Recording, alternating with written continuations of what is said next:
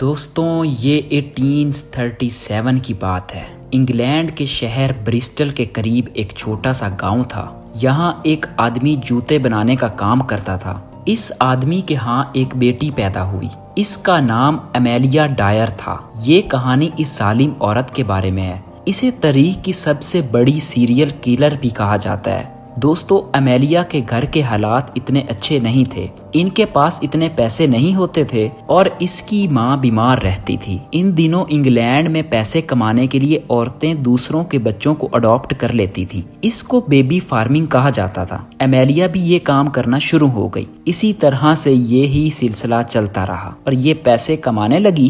اسی دوران امیلیا کی شادی بھی ہو گئی۔ اس کا شوہر اس سے 35 سال بڑا تھا۔ شادی کے کچھ عرصے بعد ہی اس کا شوہر بھی مر گیا۔ اب امیلیا کو پیسوں کی بہت ضرورت تھی، اسی لیے اس نے اخبار میں اشتہار دے دیا کہ یہ پیسوں کے بدلے بچوں کو اڈاپٹ کرے گی۔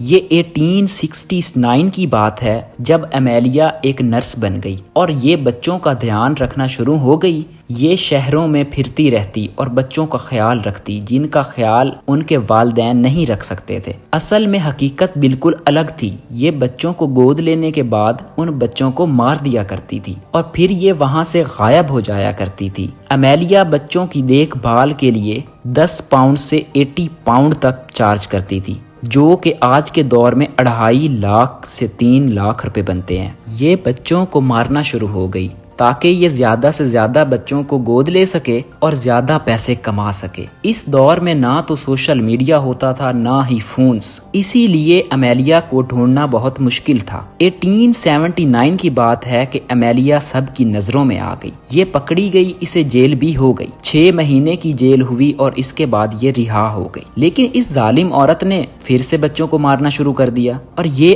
اب کی بار بچوں کو دریا میں مار کر پھینک دیا کرتی تھی تاکہ ان بچوں کا ڈیتھ سرٹیفکیٹ نہ لیا جا سکے، کیونکہ یہ پچھلی بار ڈیتھ سرٹیفکیٹ کی وجہ سے پکڑی گئی تھی۔ امیلیا 400 بچوں کو قتل کر چکی تھی۔ یہ کہانی تاریخ کی سب سے خوف زدہ کہانیوں میں سے ایک ہے۔ وہ کہتے ہیں نا، کریمنل کوئی نہ کوئی غلطی کرتا ہے۔